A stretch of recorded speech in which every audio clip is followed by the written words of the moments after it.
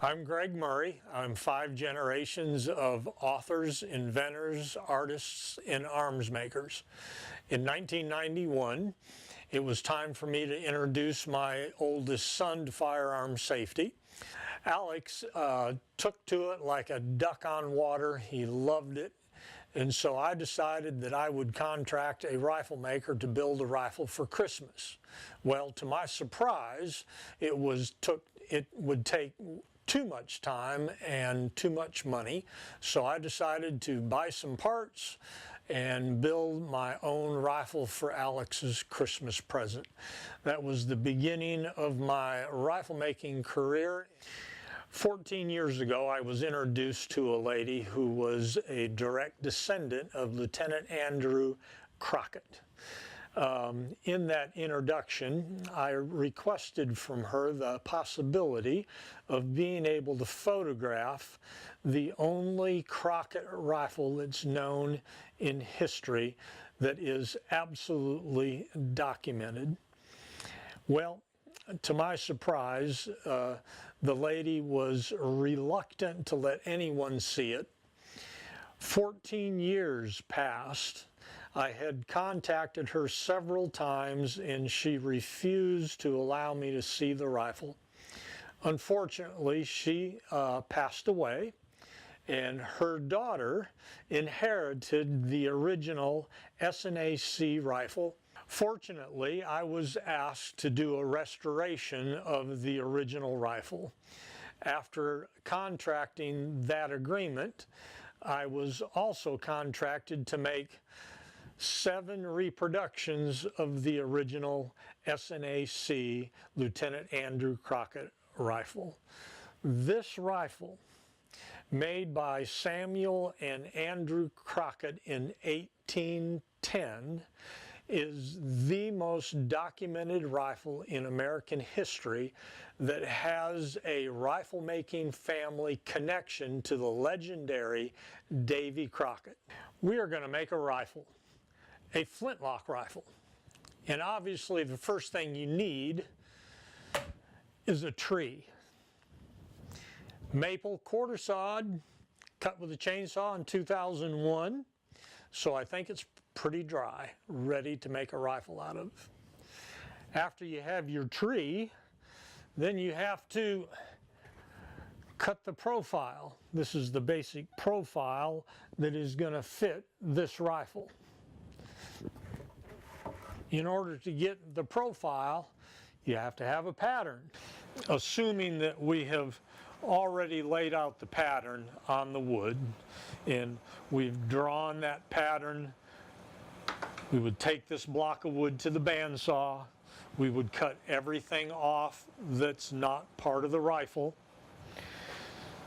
The barrel would be laid out on what we call the top flat of the wood. Take your pencil, draw your line of your profile of your barrel on your wood, and then of course the next step is taking the wood out, because you're going to inlet the barrel so it drops into the wood. As you can see right now, it's sitting on top of the wood. We're going to take the wood out so the steel barrel sits down into the wood. And the way that's done is you have a chisel and a mallet. After you've drawn your line, you're going to chisel out everything that's not a rifle. After you have the barrel, you have the ignition. We have a flintlock ignition. This is obviously the outside of the flintlock. This is obviously the inside of the flintlock. The components are the plate, the hammer, the flint.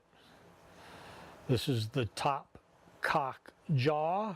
This is the top cock screw. This is the battery or the frizzen. This portion here is called the fence.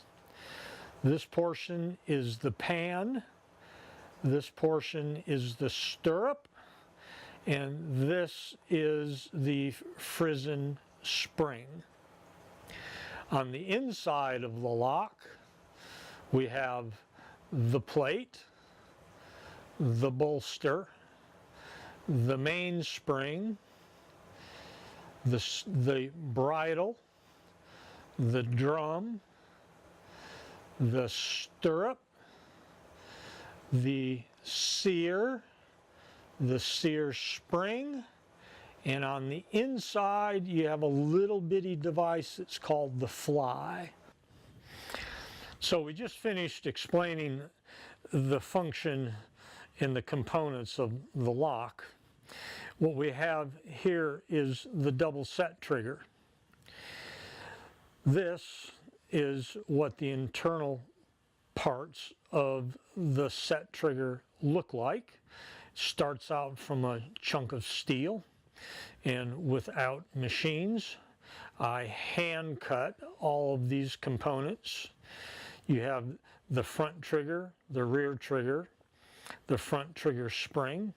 You have the sear of the front and the rear trigger, and you have the main spring with the trigger plate. The way this functions when you have the trigger in the lock, this is looking at it from the inside of the rifle. You have this little portion here that is the sear, and this portion is the rear trigger lever.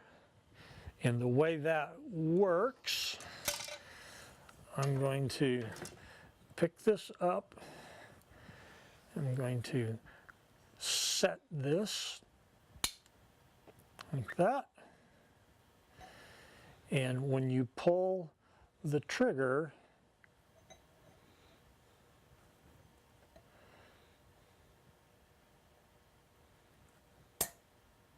that flips up and hits the sear arm, which disengages the hammer for ignition. Okay, what we're going to be doing here is the sand casting. This is the trigger guard. We have the components in the cope. It's a two-part cope, top and the bottom. We're going to do the bottom of the cope first. So I want to make sure that I'm all clamped in so it doesn't move, because we're going to do what we call pounding sand. You ever heard anybody say to you, "Oh, go pound sand"? So the first process is putting a parting dust, because when we put the sand in here and we pound the sand and form it around the parts, if we don't have enough parting dust, then when we pull this all apart, it fractures the mold. We're going to put a screen on here, and we're going to get a bunch of what we call green sand. And green sand is made out of sand, bentonite clay, horse manure, and water. The horse manure and the bentonite clay act as a binder, which binds the sand together.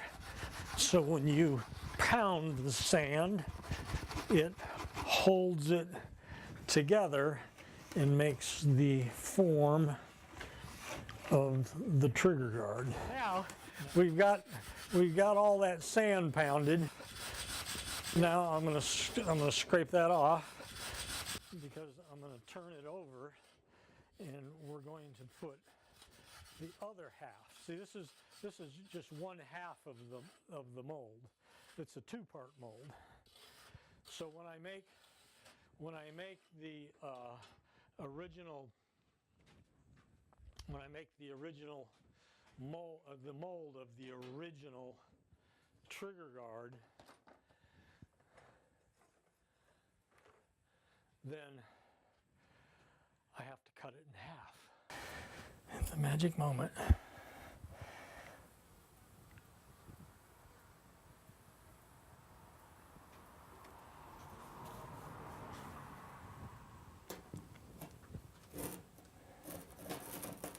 Voila. We have two parts. The first thing we need to do is make sure that the crucible is clean, and we'll spoon out any loose stuff. And my furnace gets 2,500 degrees.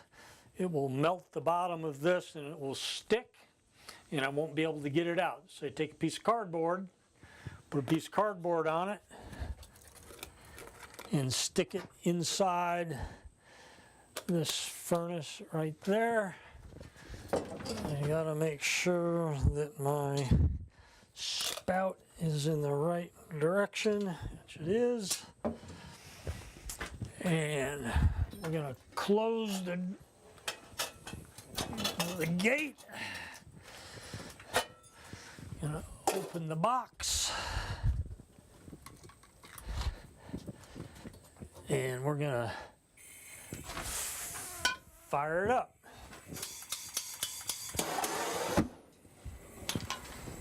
Did you jump?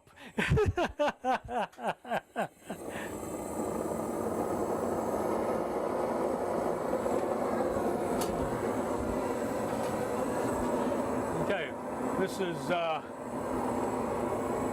ceramic insulation, so it keeps the heat inside the furnace. We're going to let that heat up for a little while. Okay, we're at about 1,500 degrees right now. Brass is starting to melt. We're going to start putting some more brass in. As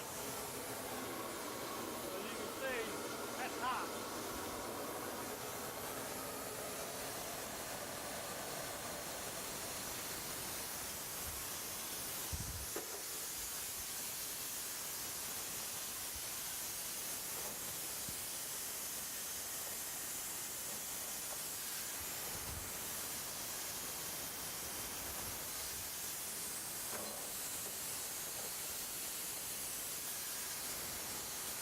Putting the brass in.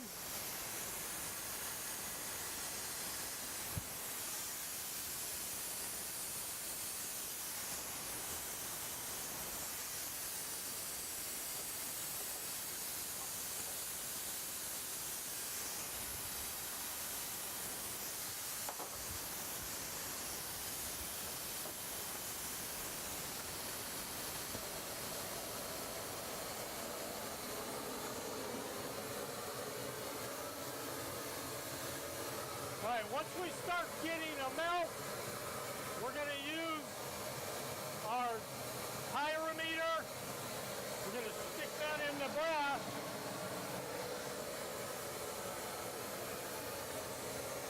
A thermometer. We're going to put it in the brass and it'll tell us how hot it is.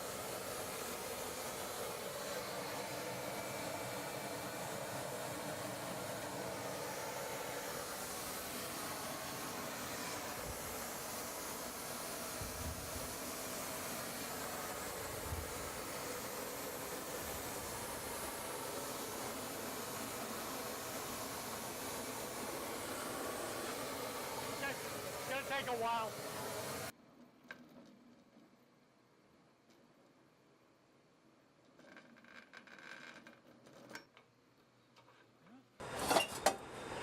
All right. Oh man, it's hot. All right, we're going to do another skim.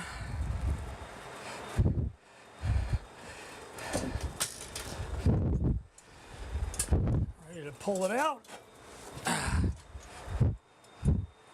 Now this is when it's dangerous, because if my crucible fails, I'm going to pour molten brass all down my boot.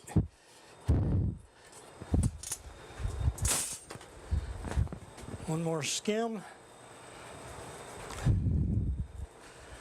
Clean that off. We're ready to pour.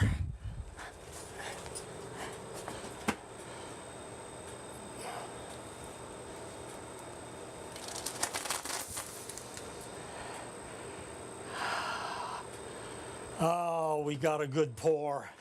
Came up through all the vents. Hooray. Awesome. That is 2,000 degrees. Hot. What we've done is obviously done a sand casting pour of molten brass, and it's cooled down enough so where we can see if we got success or not. So we'll take the clamps off. Pull the pins out.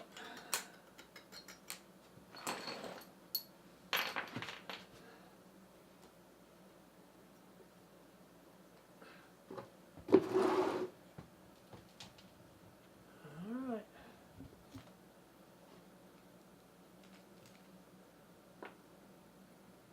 Oh baby. And then eventually, after a lot of blood, sweat, and tears, you end up with a finished S&AC Crockett long rifle.